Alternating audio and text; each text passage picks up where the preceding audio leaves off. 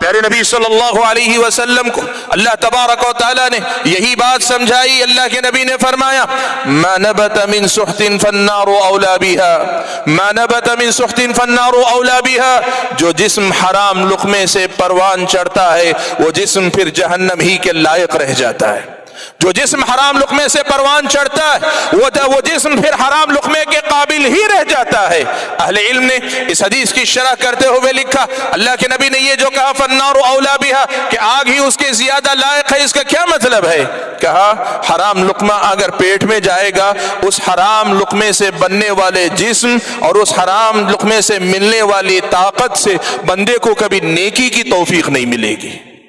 حرام لقمے سے جو طاقت آپ کے بدن میں آئے گی، آپ کے جسم کا کوئی حصہ بنے گا وہ لقمہ جا کر، تو وہ حصہ یا وہ طاقت پھر آپ کو نیکی میں معاون اور مددگار نہیں ہوگی بلکہ نیکیوں سے روکنے والی بن جائے گی. نتیجہ کیا ہوگا؟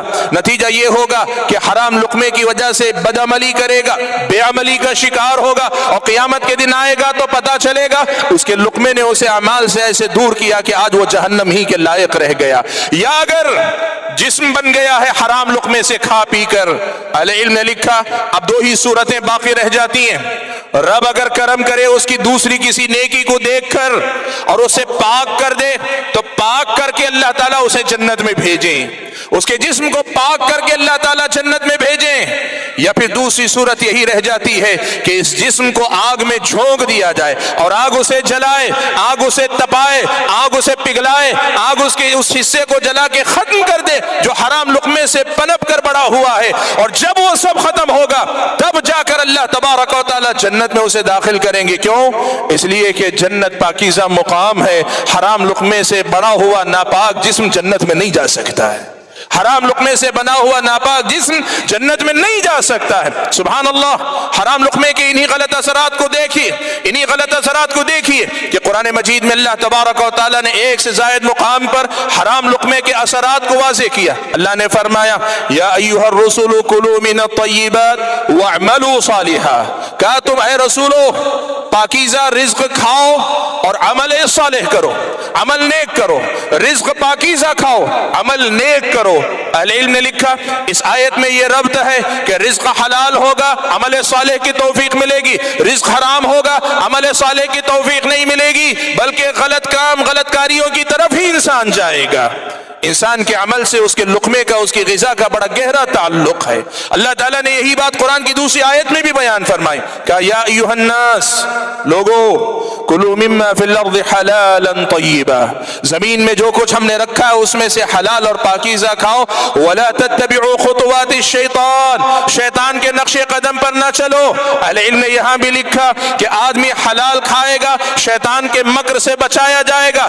رزق حرام پیٹ میں جائے گا، وہ رزق حرام اسے شیطان کے نقش قدم پر ہی چلائے گا. میرے بھائیو ایسا کتنا ہوتا ہے کہ ہم بہت کوشش کرتے ہیں، جانتے ہیں راستہ شیطان کا ہے، جانتے ہیں یہ نافرمانی ہے، جانتے ہیں یہ گناہ ہے اور بچنا چاہتے بھی ہیں لیکن بچ نہیں پاتے. گناہ پہ گناہ ہوتے جاتے ہیں، جانتے بوجھتے گناہ کرتے ہیں. اور کبھی کبھار انسان اگر ہوش مند ہو اپنے آپ سے پوچھتا ہے کہ آخر میں کیسے اتنا کمزور پڑ جاتا ہوں، کیسے اپنے نفس کے سامنے کمزور ہو جاتا ہوں، کیسے اپنے شیطان کے سامنے کمزور ہو جاتا ہوں. اسلامی شریعت بتاتی ہے کہ اسباب کئی ہو سکتے ہیں، ان میں سے ایک سبب یہ بھی ہو سکتا ہے کہ تم دیکھ لو تمہارے اپنے زندگی کے اندر جو لقمہ تم کھاتے ہو وہ حلال ہے کہ حرام ہے. اگر لقمہ حرام کا ہے تو عمل صالح کی توفیق کی امید تو رکھ سکتے ہو لیکن ضروری نہیں کہ تمہیں توفیق مل جائے اور ضروری نہیں کہ اللہ تبارک و تعالیٰ تمہیں توفیق عطا کر دے. میرے بھائیو اسلامی شریعت مجھ کو اور آپ کو یہ بات بڑی وضاحت کے ساتھ بیان کرتی ہے، بتلاتی ہے کہ ایک آدمی اگر حرام لقمہ کھاتا ہے اسے طرح طرح کے نقصانات سے دوچار ہونا پڑتا ہے. ایک نقصان صحیح مسلم کی ایک روایت میں اللہ کے نبی صلی اللہ علیہ وسلم نے بیان فرمایا. اللہ کے نبی نے فرمایا، حضرت ابن عباس رضی اللہ تعالیٰ عنہما راوی ہیں، اللہ کے نبی نے فرمایا ان اللہ طیب لا يقبل الا طیبا. کہا لوگوں سنو، اللہ تبارک و تعالیٰ طیب ہیں، اللہ تعالیٰ پاک ہیں. لا يقبل الا طیبا، اللہ تبارک و تعالیٰ پاکیزہ مال ہی قبول کرتے ہیں، पाकीज़ा माल ही कबूल करते हैं। भाइयों, मैं आपके सामने यहाँ रुक कर एक बड़ी अहम बात बताना चाहता हूँ। बहुत सारे लोगों का यह तस्वुर है, जैसे आप जानते हैं जिन शहरों के अंदर गुंडागर्दी का रिवाज है, जिन शहरों के अंदर रोबोदाब अपना रोबो दबदबा कायम करके जीने का रिवाज है, आदमी क्या करता है, 10 लोगों से लूटता है, 10 लोगों पे जुल्म करता है, 10 लोगों पे जोर आवर बनता है, और उसके बाद उनसे लिया हुआ माल गरीबों में तकसीम करता है। और लोग ऐसे लोगों को मसीहा समझते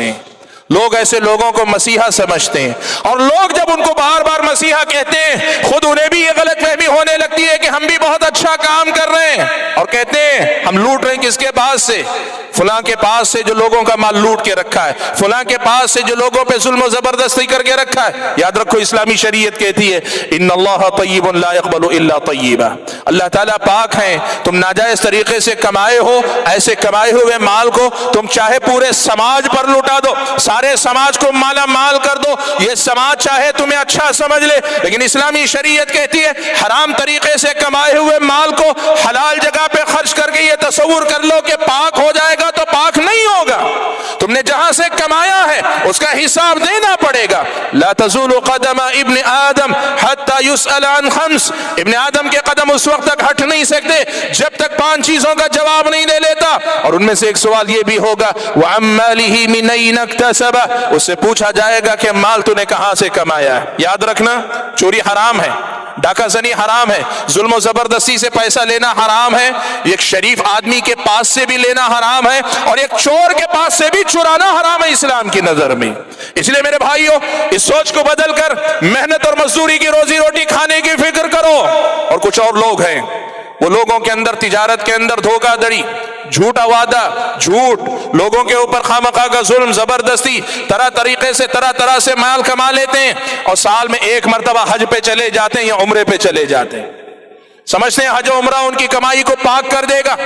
याद रखना, तुम्हारा हज उम्रा भी अल्लाह तबारक व तआला अगर इसी नाजायज माल से होता है, अल्लाह के नबी ने फरमाया ला यक़बलु इल्ला तय्यिबा, अल्लाह ताला पाकीज़ा माल ही से कबूल करते हैं, तुम्हारा हज उम्रा भी कबूल नहीं होगा। और वही ये भी याद रखना, हज उम्रा में जाके मुआफी मांग लेने से तुम तसव्वुर करो कि लोगों की तरफ से नाहक लिया गया माल वो अल्लाह तबारक व तआला मुआफ कर देंगे। वो लोगों का हक है, लोग जब तक मुआफ ना करें तुम्हारे लिए वो माल हलाल और नाजायज नहीं होगा।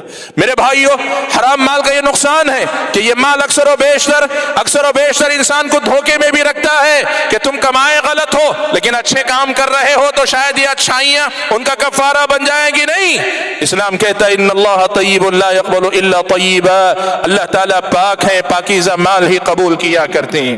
हाज़रीन गिरामी, इस माल का एक बड़ा नुकसान ये भी है, माल हराम का एक बड़ा नुकसान ये है कि ये माल आदमी के दिल को सख्त कर देता है।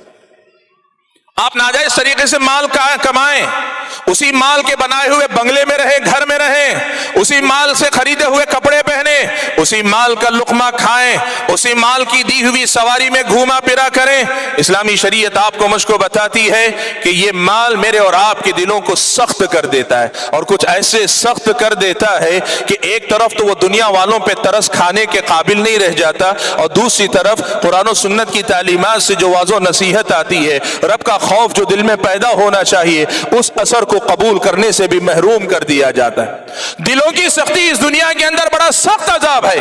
हजरत हसन बसरी रहमतुल्लाह अलैह कहा करते थे, हजरत हसन बसरी रहमतुल्लाह अलैह कहा करते थे कि इस दुनिया के अंदर बंदे को अल्लाह ताला दिलों की सख्ती से ज्यादा बड़ा कोई अजाब नहीं दे सकते, नहीं देते। मतलब ये कि अल्लाह ताला की तरफ से इस दुनिया में दिया जाने वाला सबसे सख्त जो अजाब होता है वो क्या है? वो अजाब यही कि एक बंदे का दिल सख्त कर दिया जाए। मेरे भाइयों, माले हराम दिलों की सख्ती की बहुत बुनियादी वजह है। माले हराम दिलों के सख्त होने की बहुत बुनियादी वजह है। अपनी जिंदगी के अंदर हलाल लुक़मे की कद्र कीमत पहचानो। इमाम अहमद बिन हंबल रहमतुल्लाह अलैह के पास एक शख्स आया, कहने लगा इमाम दिल बड़ा सख्त है, कितनी ही वाज़ो नसीहत की बातें सुनता हूं, असर कबूल नहीं करता, दिल बड़ा सख्त है। इमाम अहमद बिन हंबल रहमतुल्लाह अलैह ने कहा जाओ जाकर अपना लुक़मा पाक करो, रिज़्क़ हलाल खाने की कोशिश करो। वो शख्स इमाम अहमद के अलावा और 2 उलमा के पास गया और जाकर उनसे भी यही सवाल पूछा, तो उन दोनों ने उससे कहा कि काम करो तुम अल्लाह ताला का खूब जिक्र करो। जवाब मुख्तलिफ था। امام احمد نے یہ کہا کہ تم دل کو جو ہے دلوں کی سختی ختم کرنے کے لیے رزق حلال کی فکر میں لگ جاؤ، لیکن ان دونوں نے کہا تم اللہ کے ذکر میں لگ جاؤ۔ تو اس آدمی نے کہا آپ سے پہلے میں نے امام احمد سے پوچھا تو انہوں نے ذکر کا تذکرہ نہیں کیا، انہوں نے رزق حلال کمانے کی طرف توجہ دلائی۔ ان دونوں اہل علم نے کہا کہ امام احمد بن حنبل نے جو بات کہی ہے وہ بات ہماری بات سے پہلے ہے، یعنی امام احمد کی بات بنیاد ہے، پہلے رزق حلال کماؤ، پہلے حلال لقمہ کھاؤ، پھر اس کے بعد اللہ کے ذکر میں لگ جاؤ، تبھی تمہیں تمہارے دل کی نرمی واپس ملے گی۔ میرے بھائیوں، رزق حلال دلوں کو سخت کر دیتا ہے۔ آج آپ سوچیں لوگ ایسے ظلم، ایسے جبر، ایسی ناانصافی اور ایسے جور و ستم کے پہاڑ لوگوں پہ توڑتے ہیں۔ آدمی سوچتا ہے کہ کیا ان کے اندر دل نہیں ہے؟ دل، لیکن یہ پتھر سے زیادہ سخت ہو چکے ہیں، اس لیے کہ جو لقمہ جاتا ہے وہ اپنا اثر پیچھے چھوڑ کر جاتا ہے۔ یہ ناممکن ہے کہ ایک آدمی حرام لقمہ کھائے اور اس کا اثر اس کے نفس پر نہ ہو۔ حاضرین گرامی، لقمہ حلال کے سلسلے میں یہ بات بھی آپ یاد رکھیں کہ اسلامی شریعت مجھ کو اور آپ کو یہ بھی بتلاتی ہے کہ جس آدمی کو حلال لقمہ نصیب نہیں ہوتا نا، پھر اس آدمی کو شیطان کے لیے اس آدمی کو بہکانا بہت آسان ہو جاتا ہے۔ سفیان ثوری رحمۃ اللہ علیہ کے ایک شاگرد ہیں یوسف ابن اسبات۔ انہوں نے ایک بات ایک مرتبہ کہا کہ دیکھو، جب کوئی بندہ، کوئی نوجوان عبادت گزار ہو جاتا ہے، پورا عبادت گزار نوجوان ہو جاتا ہے، تو شیطان اپنے چیلوں کو بھیجتا ہے، کہتا ہے دیکھو یہ عبادت گزار ہو گیا ہے، ذرا جا کر دیکھو کہ اس کا لقمہ حلال کا ہے کہ حرام کا ہے۔ اگر اس کے چیلے واپس آ کر خبر دیتے ہیں کہ یہ آدمی عبادت گزار تو ہو چکا ہے لیکن اس کا لقمہ حرام کا ہے، تو شیطان کہتا ہے کہ تب اس کی فکر مت کرو، اس کا حرام لقمہ ہی ہمارا کام خود بخود کر دے گا۔ میرے بھائیوں، میں بتانا کیا چاہتا ہوں، حرام لقمے کے جو غلط اثرات ہوتے ہیں ان کو پہچانو اور حلال لقمے کی قدر کرو۔ حلال لقمے کی قدر کرو، تمہیں اندازہ نہیں ہے کہ حلال لقمہ کتنا خیر، کتنی برکت زندگی کے اندر لاتا ہے۔ ایک دو واقعات کی طرف اشارہ کر دوں بچے کچھ وقت کے اندر، تاکہ ہم اور آپ اس حلال لقمے کی، کسب حلال کی، حلال کمائی کی اہمیت کو سمجھ سکیں۔ بھائیوں، آپ جانتے ہیں حضرت عبداللہ ابن مبارک رحمۃ اللہ علیہ کو، عبداللہ ابن مبارک رحمۃ اللہ علیہ سن 181 ہجری میں ان کا انتقال ہوا۔ امت کے جلیل القدر عالم ہیں اور ایسے عالم ہیں کہ ان کے بارے میں اہل علم نے لکھا ہے کہ جمعت فیہ خصال الخیر کلھا، کہ خیر کی جتنی نیکی کام ہو سکتے تھے ساری خوبیاں اللہ تعالیٰ نے اس بندے کے اندر اکٹھا کر دی تھی۔ وہ جہاد بھی کرتے تھے، وہ استاذ بھی تھے، محدث بھی تھے، فقیہ بھی تھے، وہ آپ دیکھتے جائیں خیر، عبادت گزار، زاہد آدمی، آپ جو خوبی دیکھنا چاہیں، جمعت فیہ خصال الخیر کل، تمام خوبیاں ان کے اندر اکٹھا کر دی گئی تھیں۔ یہ عبداللہ ابن مبارک رحمۃ اللہ علیہ، ان کے والد مبارک، ان کی زندگی کا واقعہ لوگوں نے نقل کیا، ان کی سوانح لکھنے والوں نے نقل کیا، کہا کہ حضرت مبارک رحمت اللہ علیہ ایک غریب آدمی تھے، ایک کسان کے پاس ایک انار کے باغیچے میں کام کیا کرتے تھے۔ اسی حالت میں انار کے باغیچے میں اس کا مالک ایک مدت کے بعد آیا تو اس نے مبارک رحمت اللہ علیہ سے کہا کہ جاؤ میرے باغ سے کچھ میٹھے انار توڑ کے لاؤ۔ انار توڑ کر لائے، پیش کر دیا، انار کھانے کے لیے اس نے توڑا، دیکھا وہ کھٹا نکلا، کہا کہ یہ کیا، یہ تو کھٹا نکلا، جاؤ دوسرا انار لے کے آؤ، میٹھا لے کر آنا۔ وہ گئے، دوبارہ جا کر درخت سے لے کر آئے، انار دوبارہ کھٹا نکلا۔ وہ مالک غصہ ہوا، کہنے لگا مبارک رحمت اللہ علیہ سے، کہنے لگا تم اتنے سال سے اس باغیچے میں کام کرتے ہو، تمہیں آج تک یہ نہیں پتا کہ اس باغیچے میں کون سا انار میٹھا ہے، کون سا انار کھٹا ہے؟ ڈانٹنے ڈپٹنے لگا۔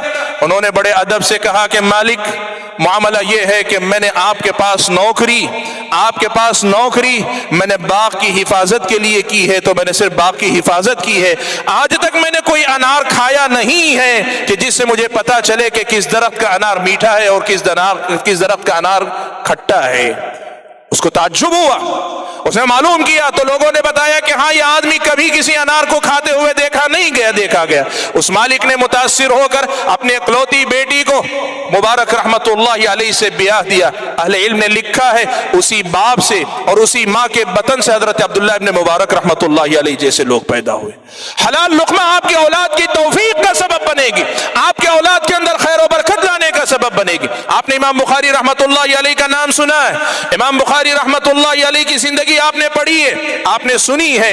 امام بخاری رحمتہ اللہ علیہ کے والد اسماعیل، اس لیے کہ محمد بن اسماعیل ہیں، اسماعیل جن کی کنیت ابو الحسن تھی، ان کے انتقال کا وقت قریب آیا، ان کے انتقال کا وقت قریب آیا، لوگ ملنے کے لیے گئے تو انہوں نے ایک بات کہی کہ دیکھو میں نے اپنی پوری زندگی میں حرام تو حرام، مشتبہ درہم کو بھی اپنے گھر کے اندر آنے نہیں دیا، شبہ والے درہم کو بھی میں نے اپنے گھر کے اندر آنے نہیں دیا۔ بھائیو، باپ جب کمائی کے سلسلے میں اتنی احتیاط کرتا ہے تب گھر میں جا کر ایسی اولاد پنپتی ہے، پروان چڑھتی ہے، ایسی اولاد جنم لیتی ہے۔ میرے بھائیو، جو پیغام مجھے دینا ہے وہ بس یہی ہے کہ حلال لقمے کی اہمیت کو پہچانو، محنت کی کھاؤ، روزی روٹی محنت کی کھاؤ، محنت کی کمائی کھاؤ، ناجائز لقمے کی طرف سے ذرا برابر بھی غفلت نہ برتو، اپنے آپ کو ناجائز لقمے سے بچاؤ، حلال روزی روٹی کماؤ۔ بھائیو، میرا وقت ختم ہوا، میں اپنی بات کو ختم کرتے ہوئے آپ حضرات کے سامنے اللہ تعالیٰ کے سے یہی دعا کرتا ہوں کہ اللہ تعالیٰ مجھے اور آپ سبھی حضرات اور خواتین کو رزق حلال نصیب فرمائے، محنت کی روزی روٹی کمانے کی توفیق عطا فرمائے، کسی بھی طریقے سے حرام لقمہ ہمارے پیٹ تک نہ جائے، اس کی حفاظت کرنے کی ہم سب کو توفیق عطا فرمائے۔ اللہ تعالیٰ جب تک دنیا میں رکھے ایمان اور اسلام پر قائم رکھے، اور جب اپنے پاس بلائے تو ایمان کے حالت میں بلائے۔ آمین۔ وآخر دعوانا الحمد للہ رب العالمین، والسلام علیکم ورحمۃ اللہ وبرکاتہ۔